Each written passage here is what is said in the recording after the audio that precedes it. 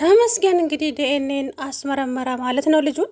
ልጁ የኔ ይሁን አይሁን የማውቀው ጉዳይ የለም፣ ስለዚህ ማስመርመር እፈልጋለሁ አለ። ከዛም ትሁት እንዴት እንደዚህ ታደርጋለህ ብላ ራሷን ይዛ ጮኸች። በፍጹም ካላስመረመርኩማ መረጋጋት አልችልም። ከዛም ሄደ ከአባባ ጋራ ዳኒ አባዬ ሆነው ሄዱ።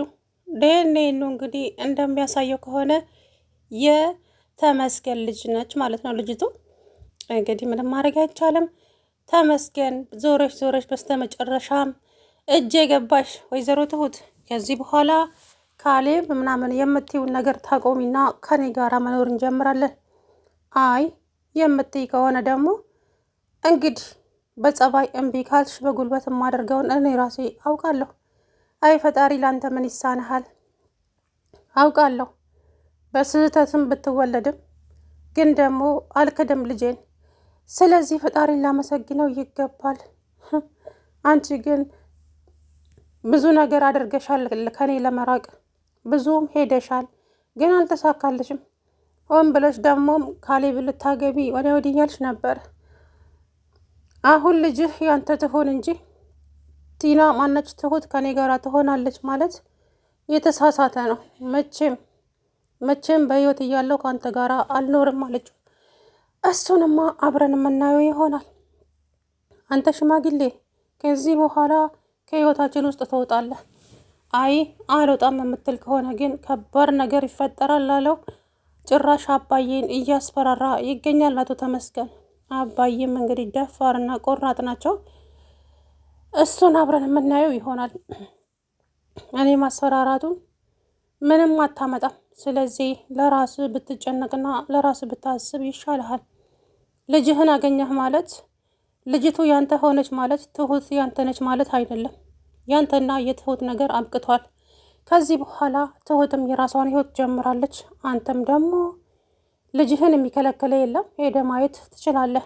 ከዚህ በኋላ በዙሪያችን እደርሳለሁ የምትል ከሆነ በሰፈራችን አንጃብባለሁ የምትል ከሆነ ከባድ ነገር ይፈጠርብሃል አሉት አባዬ። አንተ ሽማግሌ ተው ይሻልሃል፣ አታስፈራራኝ። እኔ ሰው ፈርቼ አላቅም። አሳይሃለሁ እምቢ ካልከኝ እያለ ጭራሽ አባዬ ላይ አፉ መክፈት ጀመረ። እሱን እንግዲህ አብረን የምናየው ይሆናል። ሰው ልጅ ሲያከብሩት ካልተከበረ ውርደቱ የከፋ ነው የሚሆነው። ስለዚህ በስነ ስርዓት እኖራለሁ የምትል ከሆነ ትኖራለህ፣ አለበለዚያ ግን አሳይሃለሁ አሉት አባዬ። አንተ ሽማግሌ ተስፋ አትቆርጥም አይደለ? ትሁት የኔና የኔ ብቻ ናት። የኔ ከሆነ ላለች ለማንም አትሆንም። ስለዚህ ያንን ጅል ልጅህን ደግሞ አርፈ ተቀመጥ በለው። በሚስቴ አፉን እከፍታለሁ ሆነ ሚስቴን የራሴ አደርጋለሁ የሚል ከሆነ ግን ተሳስቷል። ትሁት የኔ ብቻ ናት የልጅነቴ። ስለዚህ ክብረ ንጽህናዋንም የሆኑም ደግሞ ከዛ ሁሉ አልፋ ልጅ ሰጥታኛለች። ስለዚህ እሷ የኔ ብቻ ነው የምትሆነው። አፍህን እከፍታለሁ የምትል ከሆነ ግን ከባድ እርምጃ ወስድብሃለሁ አለው አባዬ። ከዛም አባዬ ወሬ ብቻ ነህ አንተ። አሁን ልጅህ ያንተ መሆኗ ተረጋግጧል። ግን ደግሞ ያ ማለት ትሁትን የራስህ አደርጋለሁ ማለት አይደለም። ትሰማለህ? ከዚህ በኋላ በትሁት ዙሪያ ብትደርስ አንገትህን ቆርጬ ነው የማንጠለጥልልህ አሉት አባዬ። እያስፈራራኸኝ ነው እንደ አንተ ሲሉት ከዛም አባዬ አይ እያስፈራራው ሳይሆን እየነገርኩ ነው። ለነገሩ አስማ አንተ እርጅና ነው መሰለኝ ሰው የሚልህን ነገር እኮ በፍጹም አሰማም አለ። ከዛ በኋላ አባዬም እንግዲህ እሰራልሃለሁ፣ ጠንቅቀህ ታውቀኛለህ ማን እንደሆንኩኝ። ለአንተ 10 ጊዜ ማንነቴ መግለጽ አይጠበቅብኝም። ለማንኛውም አርፈ ትቀመጥ እንደሆነ ትቀመጣለህ፣ አለበለዚያ ግን እርምጃዬ የከፋ ነው የሚሆነው አሉ አባዬ። ምንም አታምጣም፣ ዝም ብለህ ወሬን አትንፋ። እኔ ከዚህ በኋላ ትሁት የኔ ብቻ ናት። ስለዚህ የእናንተ ልትሆን አትችልም። ያንን ጅል ልጅህን ደግሞ ሚስቱን እንደምንም ብሎ ወደ ራሱ እንዲመልስ ነገራ። ከትሁት ላይ አይኑን ያንሳ፣ አለበለዚያ ግን ጥሩ ነገር አይፈጠርም አለው አባዬ። ያንተ ጥሩ ነገር በአንተ ቤት አስፈራርተ ሞተሃል። የሚፈራ ሰው ቢኖር በጭራሽ የሚፈራ ሰው የለም። ስለዚህ ብትጠነቀቅ ይሻልሃል ልጅ ተመስገን፣ አለበለዚያ ከባድ ነገር ይፈጠራል አሉት አባዬ። 10 ጊዜ ከባድ ከባድ አትበለኝ፣ እኔ አልፈራም መቼም ሰው ፈርቼ አላቅም፣ አክብሬ ነው እንጂ። ስለዚህ የምትከበር ከሆነ ትከበራለህ፣ የማትከበር ከሆነ ደግሞ ለእኔ ለተመስገን ተውልኝ ሁሉንም ነገር አለው። ከዛም አባዬ ጭራሽ ልታስፈራራኝም ትሞክራለህ እንዴ? ምን አይነት ልጅ ነህ ግን አንተ? ተስፋ አትቆርጥም አለ። ለነገሩ አንድ ናችሁ ከቲና ጋራ፣ በጭራሽ ተስፋ አትቆርጡም። ተስፋ መቆረጥ መስላል እንዴ? ተስፋ መቁረጥም ካለባችሁ እናንተ ናችሁ እንጂ እኔ አይደለሁም። መቼም ትሁትን ለማንም አሳልፌ አልሰጥም። የልጄ እናት ናት። ዞር በል ወረኛ ቱሪናፋ። አሁን ልጅቱ ያንተ መሆኗን አሁን አረጋገጥክ እንዴ? ያኔ እንደዛ ስታደርጋት ልጅ ይመጣል ብለህ አላሰብክም ነበረ ወይስ እንዴት ነው ነገሩ? አሉት አባዬ ማለት ነው። አንተ ሽማግሌ ተከባብረን መኖር ከቻለን እንከባበርና እንኑር፣ ተከባብረን መኖር ካልቻለን ግን ጥሩ ነገር አይመጣም እያለ እንግዲህ 10 ጊዜ አባዬን እያስፈራራው ይገኛል። ሰላም ውድና የተከበራችሁ የቻናሌ ቤተሰቦች እንዴት ናችሁ? አለሁ ደህና ነኝ። እንግዲህ ተመስገን በመጨረሻም ዲኤንኤን አስመረመረ ማለት ነው። ልጁም የሱ ሆነች ማለት ነው። በጣም ነው እንግዲህ የሚያሳዝነው።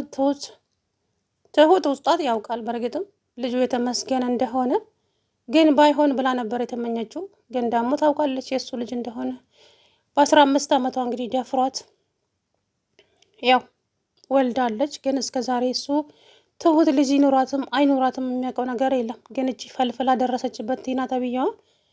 ቲናም ደግሞ እንግዲህ እሳይ በስተመጨረሻም ከባሌ ላይ ተላቀቅሽልኝ አይደለ? አሁን ተመስገን የእሱ ልጅ መሆኗን ስላወቀ ትሁትም ወደዛው ትሄዳለች ብላ እንግዲህ በደስታ እየዘለለች ትገኛለች። ግን ያ የተሳሳተ ነው፣ በጭራሽም አይሆንም ማለት ነው። ምክንያቱም መቼም አያደርገውም ካሌብ እሷን ወደ ህይወቱ መልሶ ከእሷ ጋር ለመኖር መቼም የማይታሰብ ነገር ነው። እሷ ግን እንደዛ አስባ ነው። ግን ካሌብ ደግሞ በፍጹም ወደ ህይወት የመመለስ አልፈልግም እሷን ብሏል።